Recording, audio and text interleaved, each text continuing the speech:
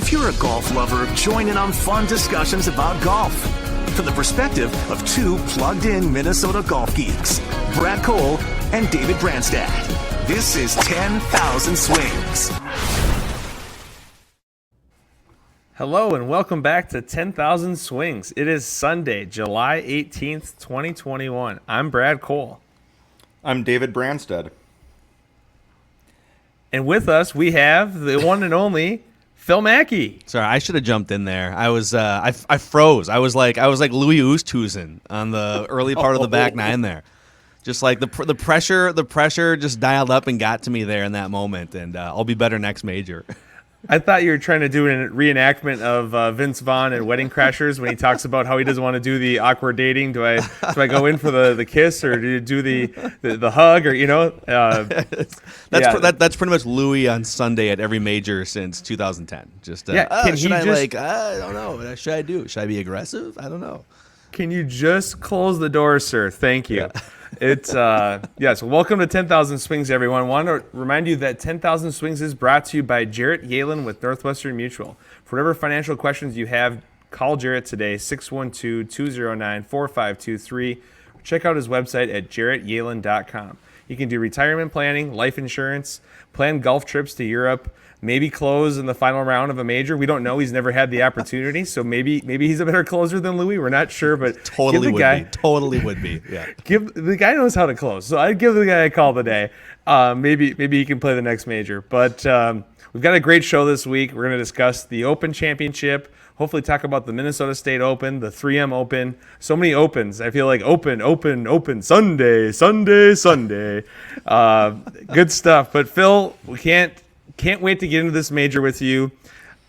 Collin Morikawa, what can we say? I mean, I told you guys on Friday morning when in the group text thread, who do you like? So I'm cheating because we're a day into this thing, but and we might as well just get into it. We were talking off mic. So I was born in 1985, and I feel like anyone who was born in the mid-1980s grew up, like if you got into golf in the 90s, like maybe Fred Couples hooked you, maybe there were some other guys, but like Tiger Woods hooked me and millions of other people. And we've been riding the Tiger Woods wagon for 20 plus years. And I've always, like the last 5 or 6 years, I've just been sort of searching and thinking about, I love golf even without Tiger, but I really want someone that I can just like live and die for every single major and sweat. And I don't know who that is. And about a year and a half ago, I saw Collin Morikawa for the first time. Loved his demeanor, his game. I love that he doesn't hit the ball. Like, he's like outside the top 100 in driving distance on tour, and I think that's kind of cool that he just works every other part of his game. And this might have solidified it. Like, I was living and dying with Collin Morikawa every single shot the whole weekend. So this isn't like when Americans pick their favorite European soccer team and it's just random. Like, I think I've fallen in golf love with Collin Morikawa over the last 18 months, and that dude's for real. That dude can golf. All right, so here's the deal. I'm 1980, so I love Freddie, but I am Tiger. I'm the same. I want Tiger to come back. I'm all Tiger, but I'm in the search of this. Okay, with that said, listen to this. Morikawa's first 50 PGA Tour events, right? 5 wins, 2 majors, both major debuts, and only 8 starts. 4 top 10s in majors, 14 million earned. Okay? He joins Nicklaus and Bobby Jones as the only ones to come from behind in the final round in 2 majors under the age of 25. Wow. He joins only Tiger in winning the Open and the PGA before age 25. He started on tour with 22 straight made cuts. Only Tiger has surpassed that with 25. This year's majors. T18 at the Masters, T4 U.S. Open, PGA and Open wins. No 3-putts this week. Enjoy your $2 million. I mean, this guy is not going anywhere. Yeah, so he wins the PGA in 2020. He wins the Open Championship in 2021. Like, can we just count on Collin Morikawa to win one major a year? Is that just something realistic? Like, he's 24. Is he, by the age of 40, is he going to be, like, right at the tail end of his career trying to break Tiger's record? Will he get to Tiger's record? That's the question, Phil.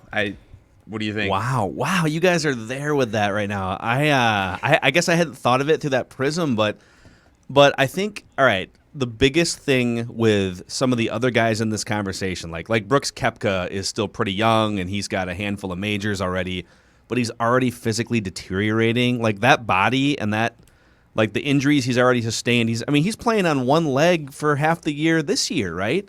So I think like you can pretty much, in terms of longevity, who's got a chance to get it to double-digit majors over the next 20 years, right? I think you can rule out Brooks because of physical stuff. I think you can rule out Bryson because there's just no way you can play like that and sustain it into your late 30s and 40s. And there's some other guys that are just like Rory. I think he's stalled out too much. I don't see Rory going on some run of like winning 8 majors now in the next 10 years. And Morikawa's game and just like I'm not going to say the ease of his game because that's oversimplifying it, but like he doesn't put a ton of physical strain on his body like Tiger did and like the other guys I mentioned. So could I see him just sort of picking off a major every other year for the next 20 years? And yes, I think I could. I'm not going to go like 15 majors yet, but I'm going to say that he definitely is on track to win one every year or every other year as long as he stays mentally and physically fit. How about that? So right now, if you have to pick one, John Rahm or Collin Morikawa, who's going to have more career majors? Because you recently said you doubled down on John Rahm recently. I love Rahm. Rahm's amazing. And then he went out and won a major. And now that Morikawa went out and won a major, I want you to tell us, like... I'm on a roll. I picked Rahm at the Open, too. Well, like 2 for 2 right now. You're really good at picking guys, like, halfway through the first day. Yeah. And I want to acknowledge how important that is. Like, my dad is great at that. He'll tell me after, like, an NBA Finals game, he's like, oh, yeah, for sure they were going to win that one. I'm like, well, if you let me know before that game, maybe we could do something with said information. So, John Rahm or Collin Morikawa, at the end of their careers, who has more wins? I think sorry, majors. Just major wins. Yeah, for sure. I think, all right, this is just, I want you guys to tell me if my analysis is wrong here because I do love the fiery spirit of John Rahm. But like today, I think sometimes it costs him. Like he's flashing glances at fans and he's riding the roller coaster in almost every round and you know, he's overreacting to missed putts. You know, oh my God! And I think, again, he's a roller coaster guy. I don't think you can be a roller coaster guy and rattle off like 8, 10, 12 majors. I don't. I mean, pretty much impossible for almost anyone to rattle off that many majors if you look at the last 50 years. But I love Morikawa. He's just a Terminator. Like he's expressionless. He's mostly steady in terms of fairways and greens, and he's not going to win every tournament, but he's just going to like come at you steadily with consistent fairways, greens. He's become a better putter, it seems like, over the last 6 months or so. So I would say Morikawa, but that's total recency bias too because we just watched him play this amazing 4 rounds against the best players in the world. What do you guys think? Absolutely. Morikawa reminds me of the way Woods plays golf. It's never flashy, but when Woods would shoot 67, 68 4 days in a row, guess what you do? You win. Now, I think actually Morikawa's got the better game to go lower than probably Tiger did at some days. You know, Tiger was never famous for going low on Thursday, Friday. He might throw an occasional 64 in there, but he looked, you know, you talked about the poise and the control he had on Sunday. Well, that's what he had. Rahm, and I think I've said this before, Rahm plays pissed off golf. Mm-hmm. He's kind of the F you to the, like, hey, you guys doubt me, here's what I'm going to come out and do.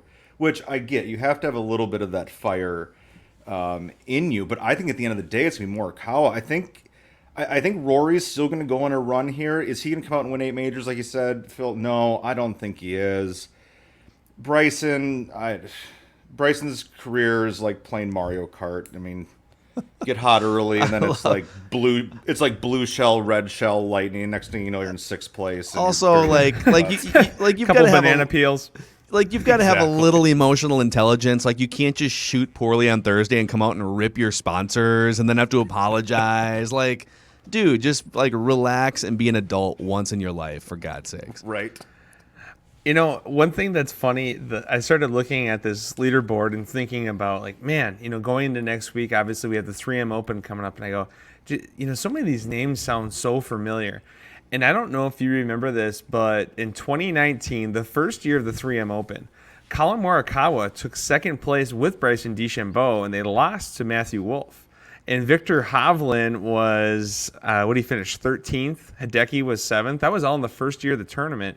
And it's funny to see how, like, people didn't know those names, right? They literally, all three, Hovland, Wolff, and Morikawa, all just came right out of college.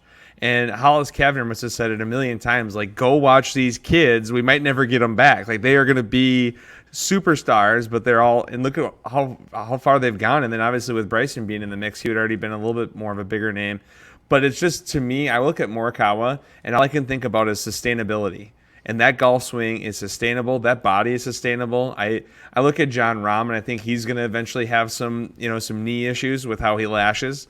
I think that obviously DJ's had health issues. Brooks has had health issues. Tiger, Rory, J. Day, like all those guys have had health issues. There's nothing that Collin Morikawa does that makes me think he's not going to play till he's 40 and just swing smooth every day. Yeah, you also like the other thing to consider here too is, and I don't know, I'll pull up Tiger's list of major wins here so I can get this officially right, but like you need to rattle off a bunch in your 20s and stockpile those trophies in your glass case, because once you get to be 34, 36, 40, like there's going to be a new influx of great young players that are going to come in and they're going to get their majors, and so like you have to take advantage of this time period where you might be healthier, you might have more stamina over the course of 4 days, right? Like Dustin Johnson's, he's got to be like 40 years old at this point.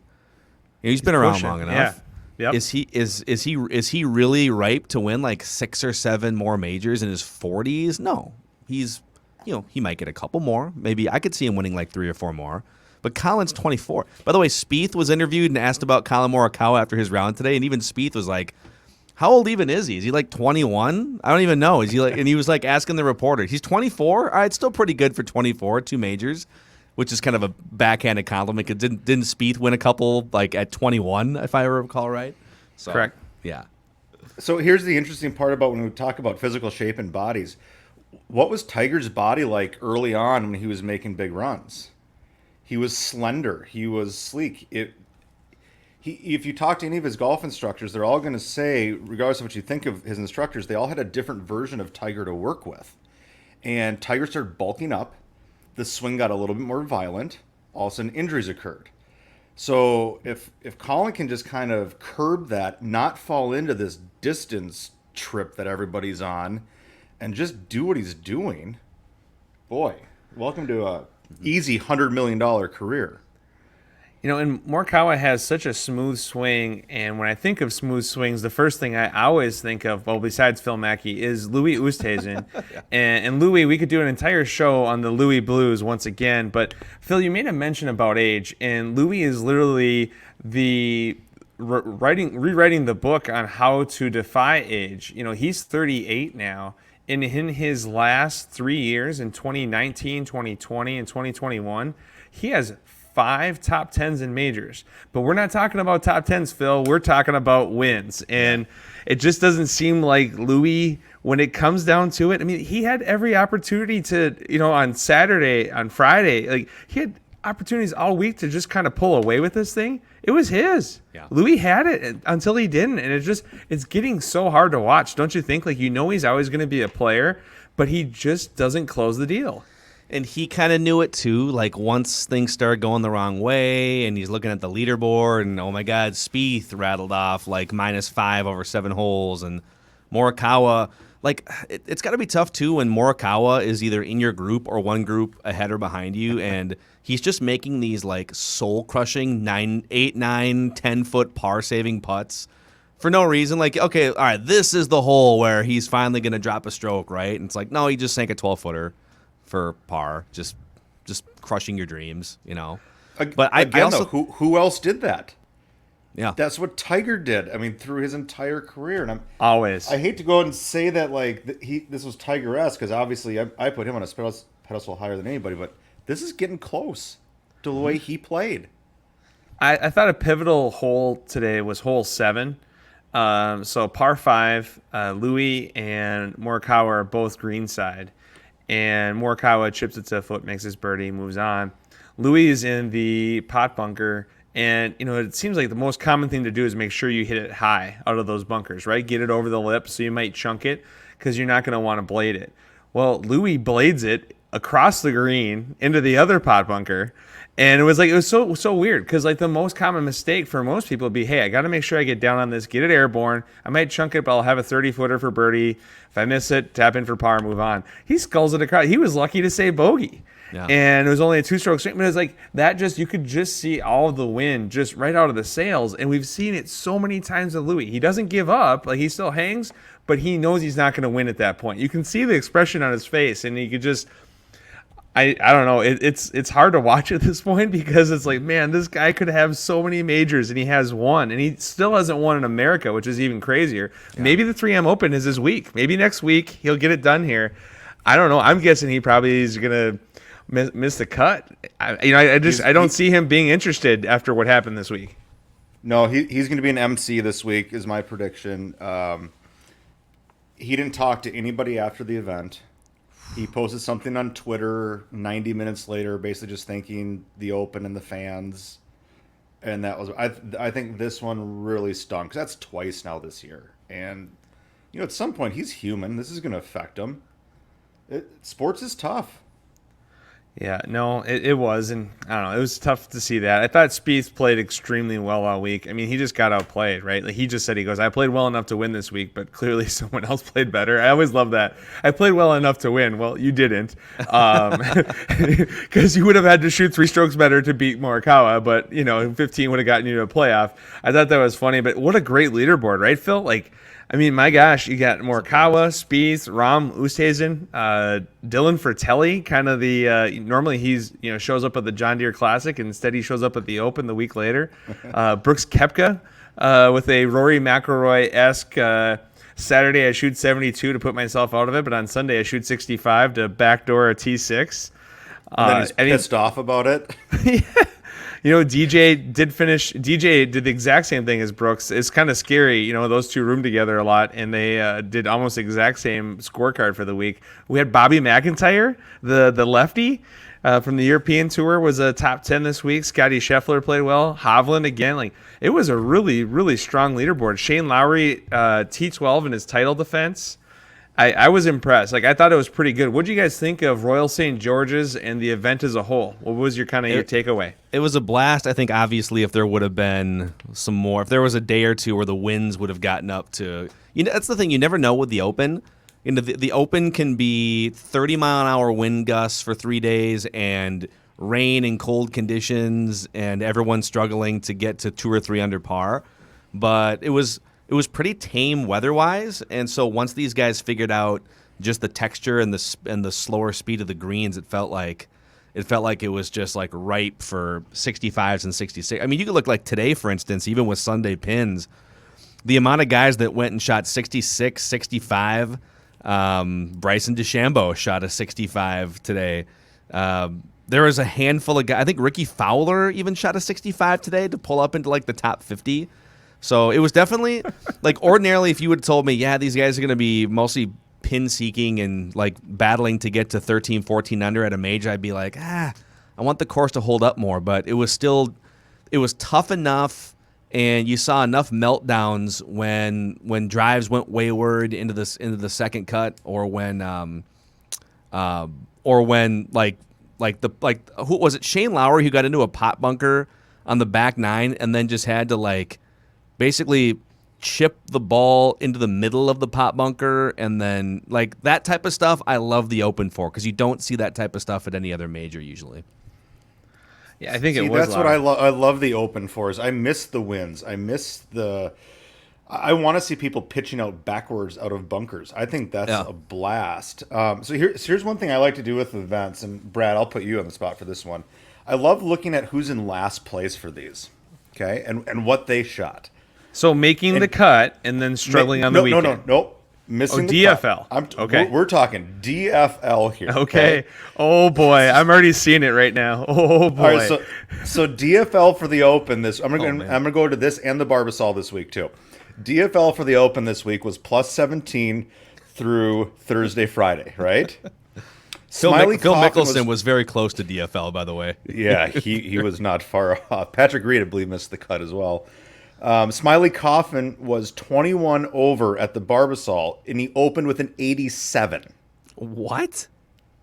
Opened with an 87. The next closest to him was plus 6 that missed the cut. What? All right, Brad, where are you at? Can you hang with this? No.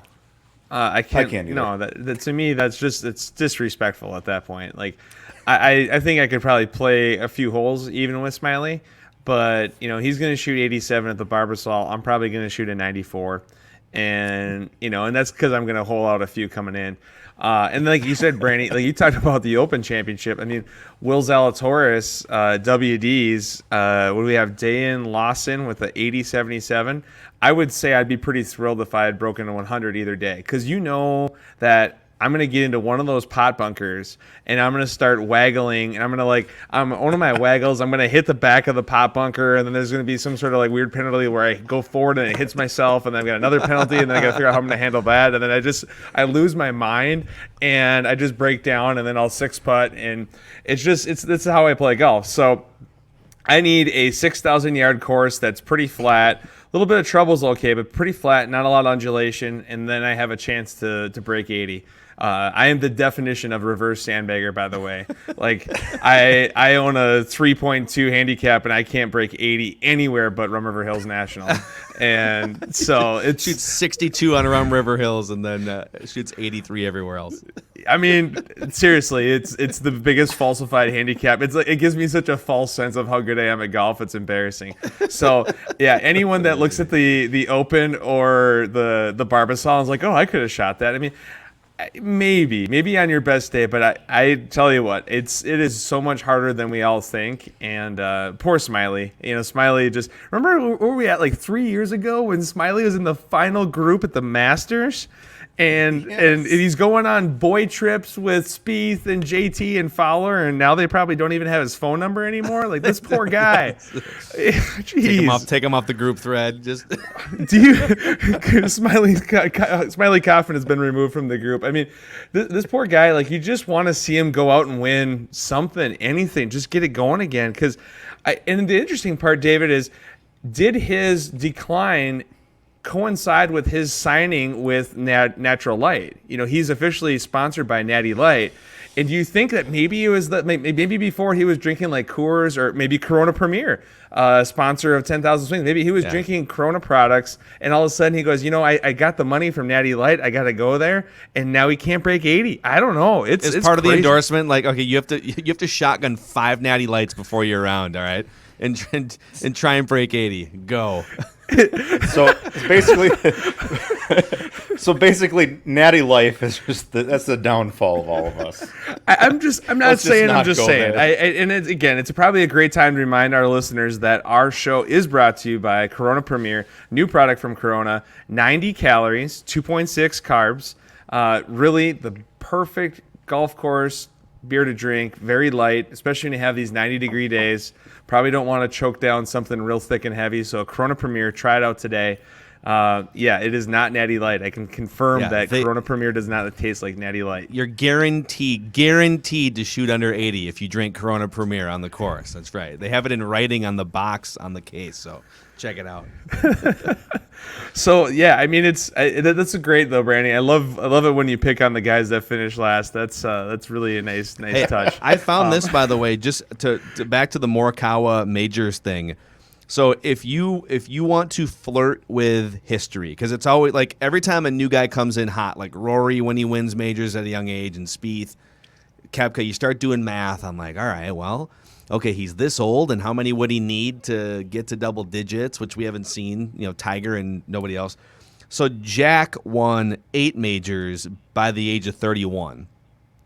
Tiger won 10 majors by the age of 31. So basically, like, you got to do all your damage between your early 20s and by the time you turn 31. Not that you obviously can't win majors past the age of 31, but you're not going to rack them up in bulk past the age of 31 if Jack and Tiger weren't. And by the way, Jack and Tiger against a lot of weaker fields in their 20s, you can make a case, than you're going to see now. So he's got to rack a bunch up in the next 6 or 7 years, Morikawa. I think Jack, even, he's come out and said this, goes, when I was playing majors, he had to beat 5 people. Mm-hmm. There are only about 5 people capable of actually winning majors. And if you could beat those 5, he's going to win. I think Tiger was probably like that early on, and now towards the later stage of his career, no, there's 60 people out there capable of winning majors. And I can't, I'd have to look this up quick. I'm not going to find it fast enough. I want to say on the PGA Tour, the average golfer kind of peaks or levels off at age 33. Yeah. So yeah, to your point, Phil, you've got to win this stuff in about a 10-year period when you hit it hot out of college on tour. Yeah. Yeah, who was Tiger? I mean, who were the 5 for Tiger? It was Sergio for a while. It was Phil, Retief Goosen for Vijay Singh for a 5-6 year stretch. Yeah, Big Easy was still around. Ernie Els. I mean, obviously Bob May was probably the biggest one on his mind. Wai Yang probably should have been more on his mind. How about Rich Beam? Another one that maybe should have been in the top 5 that wasn't for Tiger. Hey, don't forget Hal Sutton there for a couple years too. I love it. It's interesting. Brooks said, what did he say? It was majors might be the easiest ones to win. Remember when he said this a couple of years ago? Yeah, he said this after the PGA. Okay, buddy. 156 in the field. You figure at least 80 of them I'm just going to beat. From there, you figure about half of them won't play well. So you're down to maybe 35. And then from 35, some of them just pressure is going to get to them. It only leaves you with a few more. And you just got to go beat those guys, which is so funny because, he hasn't won many since he said that. And I just think it's classic karma, right? This is pretty easy because I won a couple and then it really just kind of. At least we know with Brooksy that he loves his swing right now, loves his driver. Love my swing, loves his driver. Can we talk what troll level he was on this week? I mean, this guy is taking Petty to a whole nother level. His trolling game is so on point. And maybe he's just not focused. Collin Morikawa is sitting here these guys are over here worried about the PIP. They're worried about, saying this about this person and making their companies mad and, dropping their caddies and all this stuff and praising their caddies and all this. And Collin Morikawa goes, I'm just going to win another one. See you guys, just I'm here to play golf. Caddy, he had the caddy appreciation post on Instagram. It was brilliant. I just love it. His troll level, I wonder if Brooks Koepka and Jenna Sims sit it down at night with a 6-pack of Mick Ultra and just think of what can we do to piss off Bryson today? Because we know it's only one tweet away, right? All right, let's ride an hour and a half on the Peloton, crack some light beer, and troll Bryson on the internet. It'll be great. It's hilarious. I mean, and they will not stop. And he is just taking this petty thing to a whole nother level. And I know that some stuff has come out that a few years back, Brooks had made comments about the slow play. Bryson came at, I think he went at Ricky Elliott, Brooks's caddy, and said, hey, tell your man to leave me alone or whatever. And I'm pretty sure Brooks is not the kind of guy that's going to take a message from his caddy. And I think that's where he was just dude, it's on. I'm just not going to. You got something to say to me, or I think his whole message still is, just play faster. What happened was he went at his caddy and said, if he's got a problem with me, have him take it up with me. Yet at the exact same time, he's not taking it up with him. That's right. And what we really needed to see was, hey, Gilmore, why don't you see me on the 9th green at 9? And instead it was hey, caddy, tell him to tell him, some sort of a whispering from 5th grade, rather than these guys they need it. The next match has to be Brooks and Bryson, and they need to both just go WWE, right, Phil? We have to have a WWE comment. These two just need to throw down. Why can't we do, I know that Phil Mickelson's the organizer of the match, but can't we just can't Phil go on commentary this fall in November and get Brooks and Bryson and get a couple football players, get a Tony Romo and Pat Mahomes, and let's do it. Let's do it live on TNT with Charles Barkley and Phil Mickelson commentating. And maybe one of the holes can just be a mixed martial arts match between Brooks and DeChambeau. The 12th. Like, we're not playing golf on the 12th. These guys are fighting 3 rounds in an octagon. It's on the green.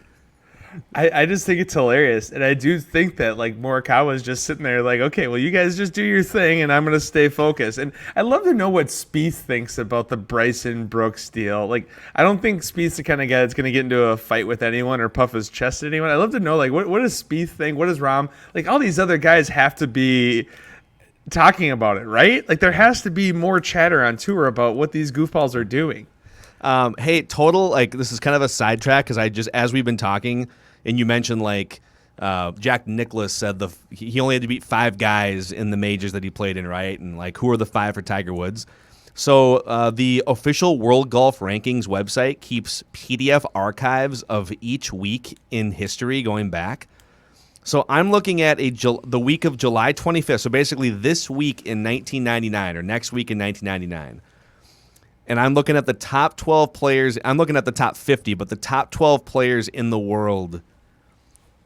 Can you guys combine to name all 12 or as many of the 12? 1999? 1999, so 22 years ago this week. Tiger Woods is number 1. How many of the other top 12 can you guys name? I'll give you 3 wrong guesses combined. You guys can work together like Who Wants to Be a Millionaire style. Phil Mickelson. Mickelson was 11th, yes.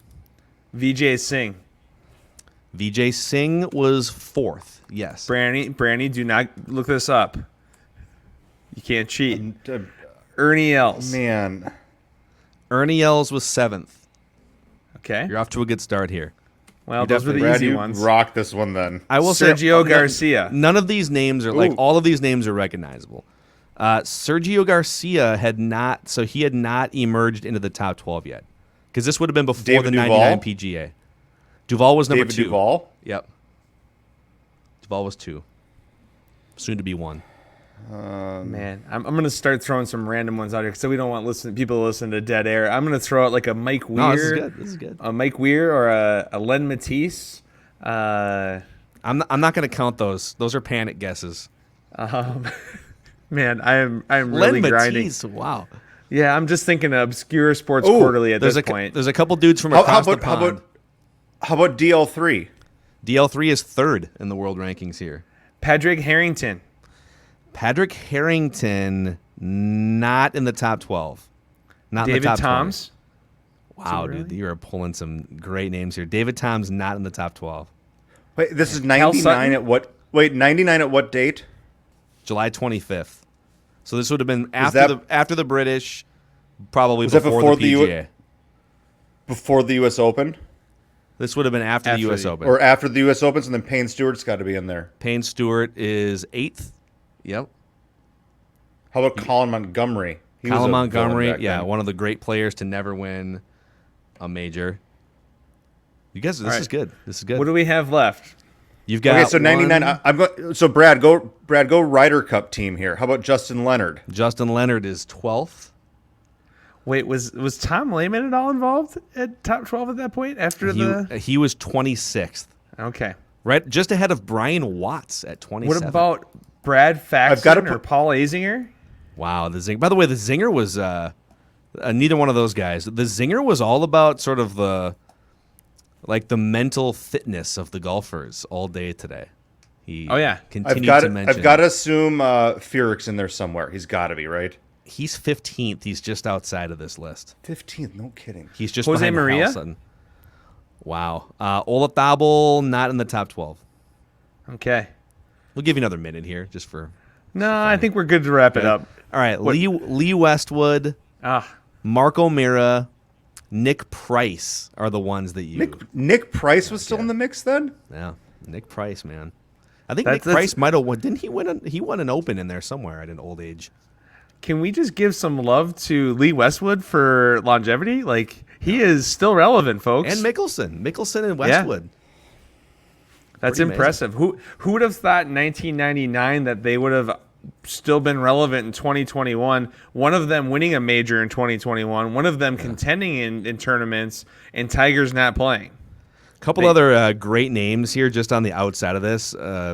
Jeff Maggart, Jesper Parnevik, Freddie Couples, and Steve Stricker also 21st. Longevity for that guy. Pretty good. That's good Forgot stuff. about Jesper Parnevik. Yeah, that flipped up cap.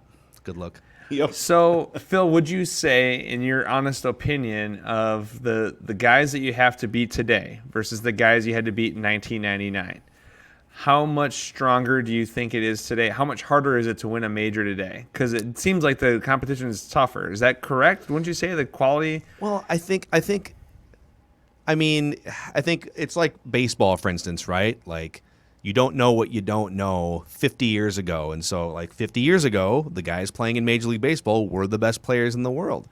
But then a couple of them get out. Like, look at golf. Tiger Woods looked at the best players in the world in 1998, 9, 2000 and said, a lot of schleppy dudes out here.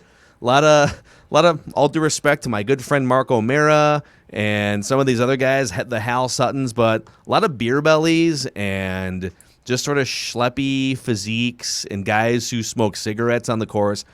I'm going to go and get in the best shape of my life. I'm going to be stronger. I'm going to be more athletic. I'm going to hit the ball further, and I'm going to sort of ascend above these guys. So, again, this is not to take anything away because Tiger Woods is the greatest golfer of all time. But Tiger Woods basically said, in addition to how skillful I am, I'm going to outwork all of these guys. These guys aren't working enough. I'm going to hit more balls, get stronger, etc. I don't think that exists anymore because I think everyone knows what Tiger did for 15 years. And so these guys they're all using technology. They're all using 5 or 6 people in their golf posses to help them with nutrition and fitness and ball striking and distance and putting and everything, right? So because everyone is trying to max out their physical and mental capabilities now, I think it's harder now just because of how much you have to do to play at the top of your game to match everybody else. If it was as easy as 20 years ago, all right, I have to be really good. I'm just going to outwork everyone and just like put in 100, put in 1,000 more shots in a week or whatever to get more honed. Yeah, so I would say it is harder now. Yeah. I think it's a really good point. I think you're spot on. And as always, we love major championship chat with Phil Mackey on our show. Phil does need to get rolling, so we'll as we transition to a PXG commercial, which Phil is ready to get his new PXGs soon. Dude, PXG Minneapolis, Golfer's Paradise, love it. It's amazing. Phil, we can't thank you enough for being on the show. We really appreciate it. And again, until the next major, it's going to be a while. We might have to have you on for some Ryder Cup or playoff talk. For sure. Let's do a little FedEx playoffs action in a month or two. Awesome. Thank you, Phil. you, Good to boys. see you. Thanks, So, Phil. as we talked about, PXG Minneapolis, the new store in Southdale, proud sponsor of our show.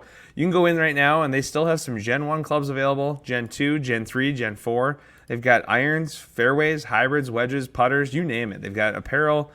Just a really cool experience. There's no other store like this in Minneapolis. Truly the golfer's paradise. They've got launch monitors, the whole deal. Really good fitting experience, and they do great customer service and follow-up as well. So give them a shout today, PXG Minneapolis in Southdale. So, Brandy, as we continue to talk about the Open this week, I was shocked at how many regular PGA Tour members were all over the leaderboard. Wasn't that kind of cool? Like, I feel like it's so often that you see a lot of Europeans kind of all over the board, and it was a lot of PGA Tour players for the most part. Yeah, it was interesting to see because, first of all, this whole British Open just didn't seem, like we've talked about earlier in the show, like with the lack of weather, with the lack of everything, it didn't seem to have the same luster as a British Open. And I think that was part of it. Like, we're used to seeing this flooded with Europeans on there, and it wasn't this year. I still enjoyed the event. I still think it was fun. Hey, how about Kisner going out today in 2.5 hours and shooting 68? I mean, let's face it. Is there anything better than playing by yourself and just hit it and chase it, right? And you've got no one in front of you. Like, some of my best rounds of my life have been played in less than 2 hours and 10 minutes walking, just like speed walking, right? And it's just, Yep. you don't have time to go look for a ball, so you just have to hit in the fairway. You're just going to hit it, and you're just going to go chase it. And that was pretty fun to see for Kiz. I thought there were some interesting parts from this week that kind of threw me off a little. So the majority of the announcers had to stay in America and announce from here. And I thought it was kind of weird. What were your thoughts on that? I do think it's weird, and I don't actually understand why. And that's, I guess, my question. Why do the players all get to go? We're kind of, I'm not going to say we're post-COVID completely, but why did they have to stay home? I guess, and maybe you know the answer. I don't. But why couldn't they be there? I mean, it's the same reason why we had different players from America that didn't go play. I think there's just a lot of different COVID. Well, the announcers didn't choose to stay. I don't know exactly what it was. They talked early in the week about it, and I didn't find the exact reason, but I just thought it was kind of interesting because they had other announcers there, and obviously they had fans there, and they had players there, but some players didn't go because of different COVID things, whatever. Again, to me, it just seems kind of crazy, but yet we've lived in a world where, like the Minnesota Timberwolves have announced games from the Target Center when they've been on the road. Jim Pete and Dave Benz have literally announced multiple games from Target Center, even though the Wolves have been playing in Portland or New York. So it's been a very interesting year. I always love when the announcers have walked the course earlier in the day and they can tell you what they think the putt's going to do. That's my favorite. When they say, hey, This one's a cup out to the left. He plays it a half cup out to the left and he misses it just on the low side of the hole. And they're like, I told you. I kind of like when they have that experience. It's not that, I'm not saying that I'm craving for Johnny Miller to come back and tell me how he shot 63 in the Open in the final round. But I like it when they've been able to be on the course and kind of feel the flow of it. I just feel like it adds more to the telecast. And I just thought it was kind of a weird thing this week, but we're used to a lot of weird things happening at this point. So nothing really phases us, I guess. Yeah. I'm kind of good with Johnny Miller where he is right now. Enjoy your retirement. I love Faraday when he gets out there, and because Faraday walks that golf course. Yes, he knows the shots, and he truly brings a level of competence that I don't think you see in a lot of other people when it comes to walking the golf course, knowing what that golf course is going to bring that day, and he also knows the game. And I actually think Dottie does like that, and Dottie does a really good job too. I enjoy Dottie. She to me is right there with Faraday from a knowledge perspective. I just love Faraday because he's always throwing in jokes as well, so it makes it even better. It's like you're not sure if he's being a smart aleck or not, and that accent's just priceless. It's so good. So you know who else I think is underrated? Though is Azinger. I hear a lot of mixed reviews on Azinger. I hear a lot of mixed reviews on Faldo. I get it. Anyone that's played, though, I love it. Like, whenever they've been a player, right, and Azinger's obviously competed at the highest level, to hear his breakdown. But there's plenty of people that don't necessarily love him, but I still think he's knowledgeable. And it's always good to have people that are knowledgeable.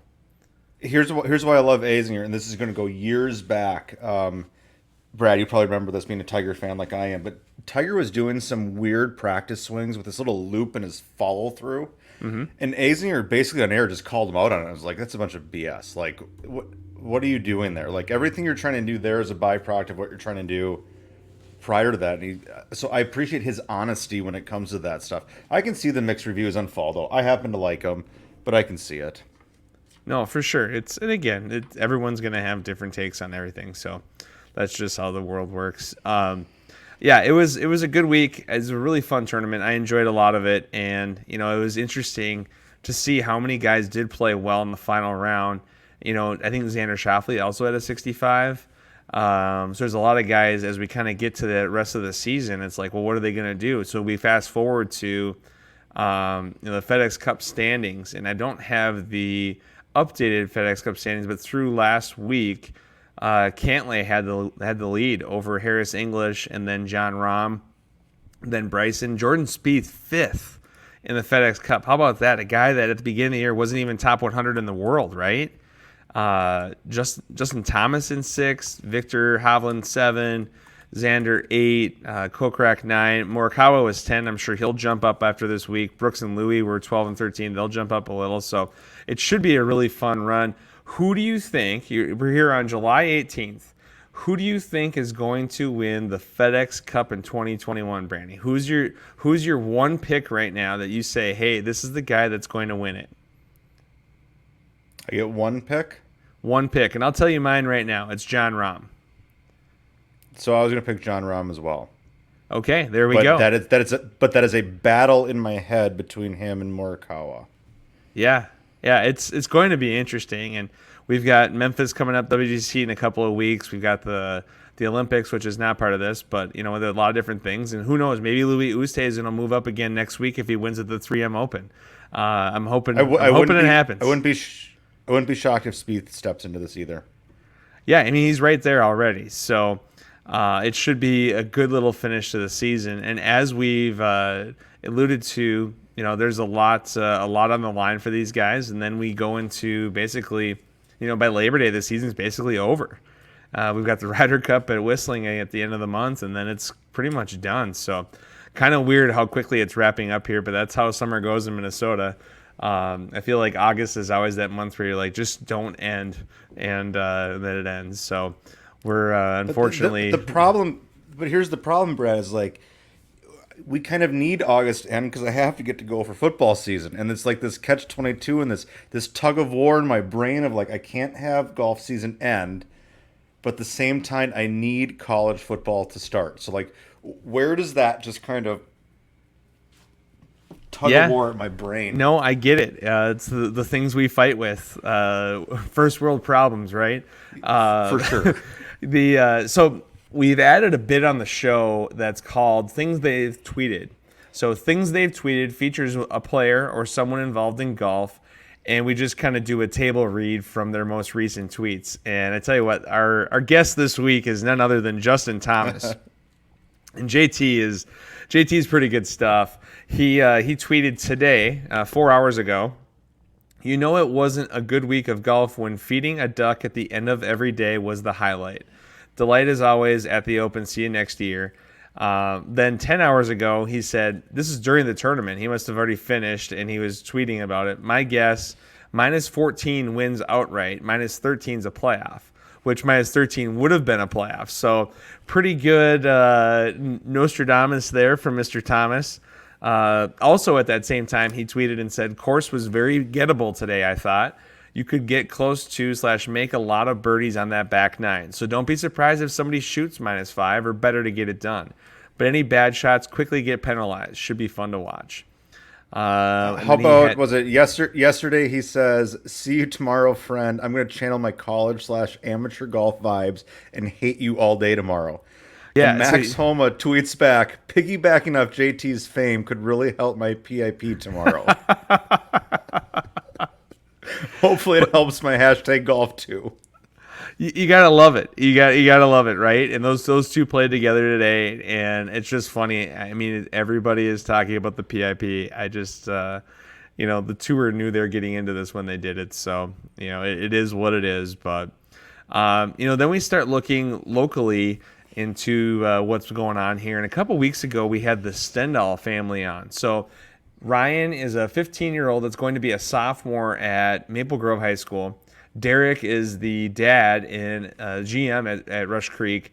And they went out this week and played in the Minnesota Open, in the State Open, and they both made the cut. How cool is that? And in the second round, Ryan shot 66.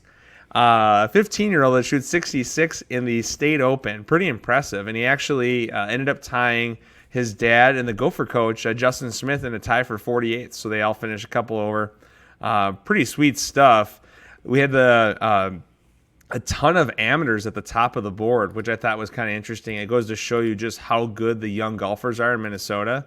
Cecil Belisle from South Mountain Community College, from Red Wing Country Club, recent graduate from Red Wing High School, won the playoff over Derek Hitchner, who went to Pepperdine and plays at Minnetonka, and then Ben Grief from the University of Minnesota and now member at Olympic Hills. Pretty awesome that those guys all got into a playoff, and a very competitive tournament this week, but all amateurs. So I think there was. So Brett, if you look at this, there's only 2 pros in the top 10 for this event, and there was 5 in the top 27. I think it was 5 of the top 27 were pros, and I don't know that we had 2, 3, 4. I don't know We that we have had any club 5 professionals. We have 5 in the top 27. Yeah. No, you got Cam White in there. You got Brian Hills, Tiziani, Michael Schmitz, and McCain. Yeah. And interestingly enough, if you look at that, what that says to me, we have no club pros in the top 27 in the Minnesota State Open. And I think, we have professionals, but guys that aren't necessarily running a golf shop every day. I think that just goes to show you how much work it takes to run a golf course and how your focus is, it's just too hard to do it all, right? And it's just such a challenge. But kudos to the amateurs for putting on a show this week. Especially now, this whole post-COVID, or actually in COVID last year, I mean, golf has been crazy. So you work in the golf industry, good luck. I mean, yeah, it's good luck. It's quite the challenge. And who knows, I don't think we have any other amateurs playing this week in the 3M Open, but I think we do have Angus Flanagan in the field. That is our only amateur, correct? Angus is in the field, but he's not an amateur anymore. All right, that's right. He just turned pro, so probably he just no turned AMs. pro. And then we've got the 3M Open qualifier tomorrow, and there are a handful of AMs playing in that, but that's a deep field for, is it 4 spots? I think that 2 sounds spots? right. Yeah, no, that I sounds think it's right. 4 spots. As we look forward to the 3M Open week, we want to remind you that 10,000 Swings is sponsored by the 3M Open. So remember what it was like to yell stuff with strangers outside? Well, the 3M Open is open. It's time to be a fan, a golf fan, a Thompson fan, a Wolf fan, a food fan, a get outside fan, sports fan, anything fan. Just come out and be a fan. They have not sold out of tickets yet, and they're still available at 3mopen.com/tickets. So 3mopen.com/tickets. It's this week, this Monday. So it's starting tomorrow, Monday through Sunday. So you got practice rounds Monday, Tuesday, Wednesday, and then the tournament starts on Thursday. It should be a blast. So get out there, go out and cheer on some great golfers. And the field looks really, really good, David. I mean, we just got Tony Finau and Patrick Reed committed in the last week. Yeah. So not only does the field look really good, let's talk about the 3M Open Compass Challenge here for a second. That's, I believe, Wednesday evening. You got Josh Duhamel, Kyle Rudolph, Annika Sorenstam. You got Barkley, Fitzgerald, Maurer, Thielen. I'm always going to screw up her name. Balionis? Amanda Balionis. Yeah, Balionis. I mean, you've got some fun stuff, and there are tickets available for that as well. They're at a little bit more premium, but the 3M Open and Mike Walsh and Hollis Kavner and his staff have gone out of their way to make this an amazing event. So if you want to get back to sports as normal, come out to the 3M Open. This is going to be a blast. It's going to be hot, but guess what? There's no rain, so it's going to happen. Literally looks like 90 and sunny every day. So the only thing we can Can't pray wait. for is a little wind to keep the fans nice and cool. And who knows, there may be a couple of cold beverages that might be waiting out there for them. So it should be a really good time. If you guys want to stay nice and cool, come search the fan shop. Come buy some merchandise. It's nice and air conditioned in there. It's in the 60s every single day. Perfect. Oh, I like it. That's a great plug for the shop that they got set up, and it should be a really, really fun week. So hopefully everyone can get out there and watch the tournament. As we look at this event, who do you think is going to win? Who's your take? Honestly, I honestly think it's going to be someone we've never heard of before. Really?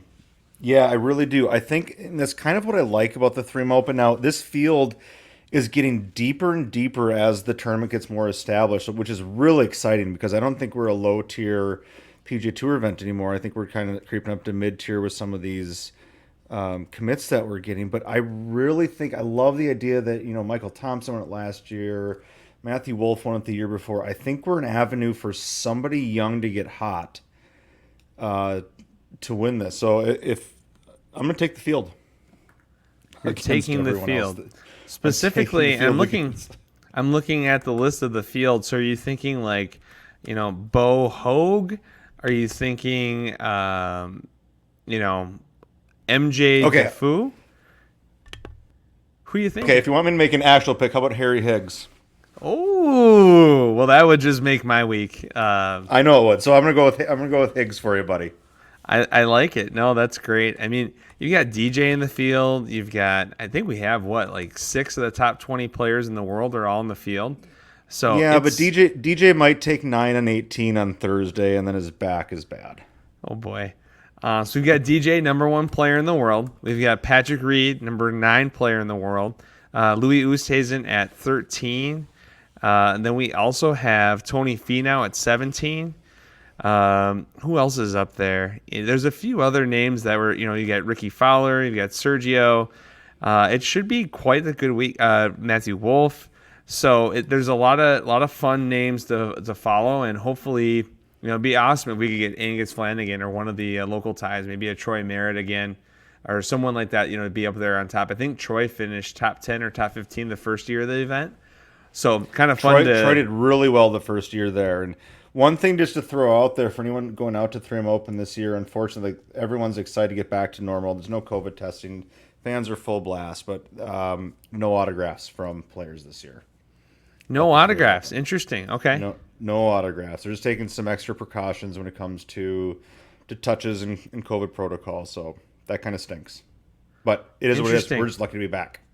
Yeah, no, that's good information for our listeners to know if they're going to go out. So I will probably not go out to the event now with my blown up photo of me and Tony Finau and try to get him to sign it. But I'll just wave to him from a distance and we'll call it good. That's that's all. I get they're trying to keep things safe, and I think that's important that the players feel safe. So that's the decision that's been made. But I tell you what, it sure feels good to think about all the fans being out there because I know we sure missed them last year. So that's really, really good to hear. And yeah, I think as we wrap up the show here, we want to talk about the local businesses that we supported this week. I've got some obscure ones, definitely about as local as they get. So I was on a 4-day bachelor party that concluded today up in Hackensack/Walker, Minnesota. And we went to a place called the Headwaters for dinner. Phenomenal dinner there right on the lake. And then in the morning, we went to Jimmy's family restaurant for breakfast in Walker. Arguably the best country fried steak around. Some people would say that the cinnamon swirl French toast was better, but 2 great options there. We also frequented the Charlie's Boat Bar, which was pretty impressive. They have a local DJ, and they usually get 300 to 400 people out there dancing every night. It was quite intense. And then the Northern Lights Casino, for stuff, for some entertainment. So there was it was quite the trip. We got to help out all the local businesses. And they all just kind of rolled their eyes when they saw 21 morons coming in for a bachelor party. But we had one heck of a time. The weather was perfect and fun again to always go and try to patronize all those local places. Brandy, how about you? And Brad, how much did you contribute to the Northern Lights Casino this weekend? Let's not use the word contribute. How much did you support them? Or did they support you? They supported me, so there's nice. It's nice to know that it's not just a give. Sometimes there's a take as well. So it's I like to have a lot of give and take relationships, but when it comes to casinos, I prefer to be taking. But you know what, they took for some other people, so they ended up okay on the night. There was plenty of losers to keep their lights on. So Brandy, awesome. any local businesses you supported? Yeah, I got a really good one this week. Eagle Lake, you call it the Golf Center, Youth Golf Center. I don't know what their actual name is, but Eagle Lake in Plymouth. I took my oldest son, Aiden, and his friend Spencer out, and they played golf. They've got a par 3, I can't remember the birdie course, they call it. And it's this little 9-hole par 3 course. The longest hole is maybe like 85 yards. But the cool part is you can play it under the lights. So we played this at like 8:30 to 9:30, 10 o'clock at night. It's really cool. They also have a lighted driving range there. They also have a little mini course there. And it's not the typical mini golf course that you're used to. It's not clowns and balloons. It's pretty good. And it's actually very, very reasonable. It's also the local First Tee location as well. So super cool place. So check out the First Tee of Minnesota. Check out Eagle Lake. They do a great job. And I tell you what, you want to light up some eyes on some kids' faces, take them to go play golf at night, because half of them don't even think it's a thing. And Brad, do you know, is there any other lighted golf in the area? I can't think of any. Other than Top Golf. Yeah, it's Top Golf. Otherwise, I think you're next. You're gonna have to drive a little further down to Port St. Lucie, the PGA Village, to get some lit golf options. So yeah, Eagle Lake Golf Center, awesome place. It really focuses on kids, and they are again with the. Not only are they with the First Tee, they're also through Three Rivers Park District. So. Three Rivers Parks, a lot of people think of it as just like maybe Elm Creek Park or different paths and this and that. And they actually do have multiple golf facilities, not just Eagle Lake. They also have Cleary Lake and Baker National. But Eagle Lake, if you're looking to get kids into the game at a very reasonable price and have a lot of fun, it's right there in Plymouth. It's a really good spot. So I'm glad that you brought that one up. And playing at light is about as good as it gets. I know there's a number of clubs in the metro area that do glow golf, which ends up becoming, sometimes some headaches.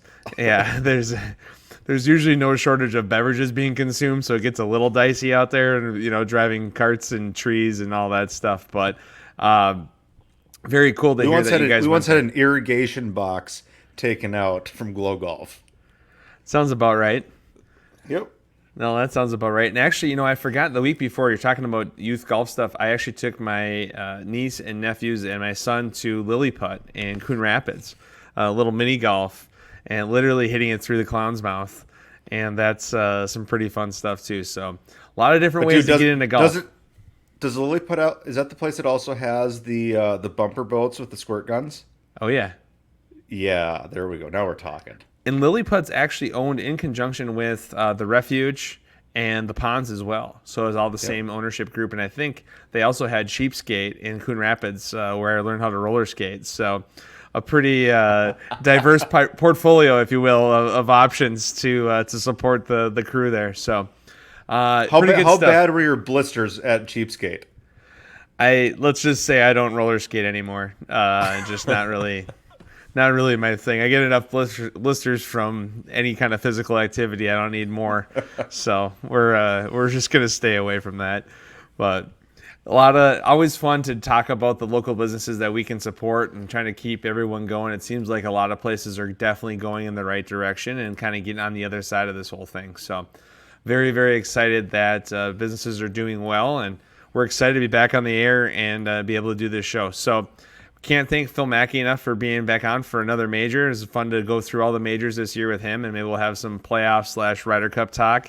And we'd like to thank our sponsors, Jarrett Yalen with Northwestern Mutual, PXG, the new store in Southdale, the 3M Open. It's happening this week. Go buy your tickets now. The Meadows at Mystic Lake, great course in the South Metro, and Corona Premier, wonderful light beer to drink on these afternoon days if you're of age. So. Not afternoon days. These warm afternoons where we're out playing golf. Just one last thing when it comes to 3M Open too. Kids 15 under are free. So buy your ticket for your kids. How about that? 15 and under free. Okay. 15 under free. So mom and dad, you pay full boat. Kids get in for free. Gives you a little extra money to buy a couple cold beverages. So that's awesome that they're doing that. I'd love to hear that. As always, you can connect with us via email at 10kswings@scorenorth.com. And please subscribe to our show wherever you get your podcasts, Apple, Spotify, Score North, wherever you get them, and give us a 5-star rating, please. For episode 22 next week, we will have Adam Chandler, the head pro at TPC Twin Cities, on the show to break down the 2021 3M Open. Excited to go through that with Adam. Until next week, friends, I'm Brad Cole. I'm David Branstad. Cheers.